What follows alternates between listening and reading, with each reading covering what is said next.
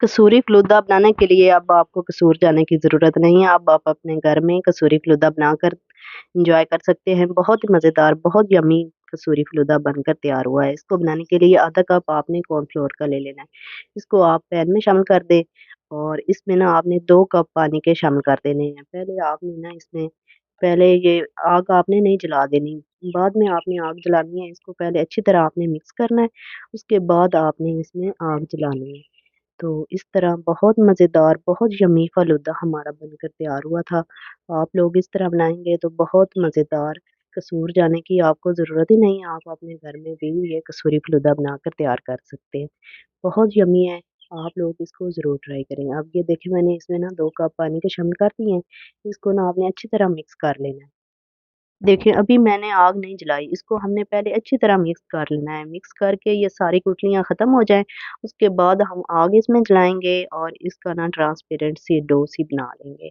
तो आप लोग वीडियो को फुल वॉच करें और देखें ये मज़ेदार कसूरी फ़ालूदा हम किस तरह बनाते हैं। रबड़ी भी हम साथ बनाएँगे और साथ आपने 1 चम्मच चीनी का शामिल कर देना है।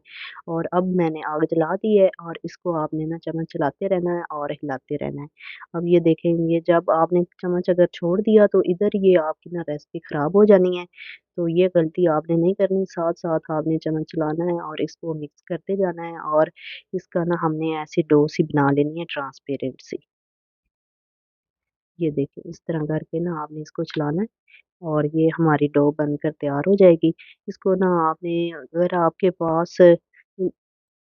आपके पास पाइपिंग बैग है तो उसमें डाल लें, अगर पाइपिंग बैग ना हो तो आपने परेशान नहीं होना, जिससे हम कुकिंग ऑयल या घी वगैरह लेकर आते हैं ना वो वाला बैग है तो उसमें आपने ये शामिल कर देना है और इस तरह ना आपने ये सेवइयाँ इसकी बनाते जाना है।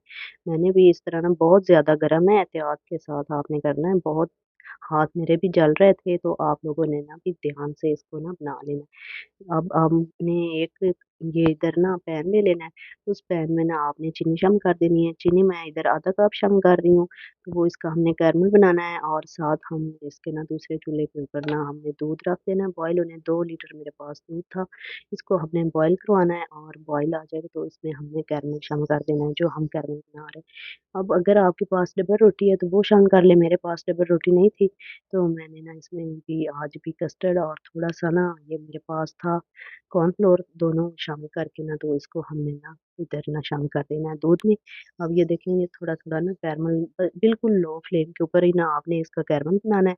कैरमल बनाकर तो इसको ना आपने दूध में शामिल कर देना है। अब ये देखिए माशाल्लाह कैरमल हमारा कितना प्यारा इसका कलर आ गया है, ये बन गया है। इसको हम दूध में शामिल कर देंगे और साथ चम्मच चलाते रहेंगे और इसको ना मिक्स कर लेंगे। इसमें ना ये गुठलियाँ सी बन जाती हैं तो आपने परेशान नहीं होना।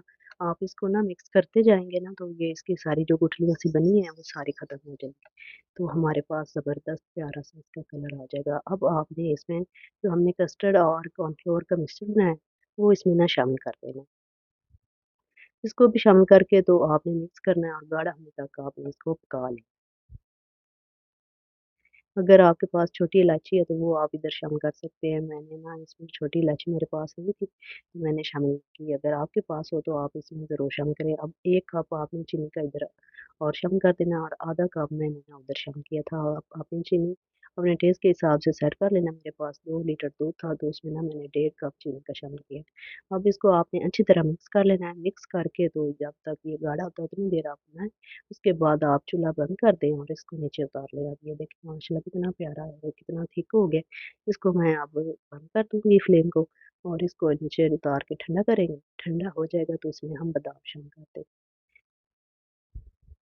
ड्राई फ्रूट आप अपनी ना पसंद के साथ ना जो आपको पसंद है वो आप ले सकते हैं।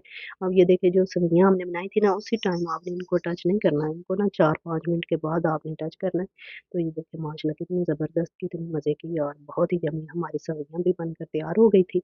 अब इसके ऊपर आपने ना थोड़ा-सा ये रूह अफ़ज़ा या जाम शीरी जो भी आपके पास शरबत है वो इसके ऊपर इस तरह ना इसकी थोड़ी-सी डिज़ाइनिंग कर दें और ऊपर बादाम लगा के ना तो मज़ेदार आपका ये बहुत यम्मी ये रबड़ी फ़ालूदा बनकर तैयार हो जाएगा। देखिए कितनी आसान रेसिपी है, आप प्लीज़ मेरे चैनल को ज़रूर सब्सक्राइब करें।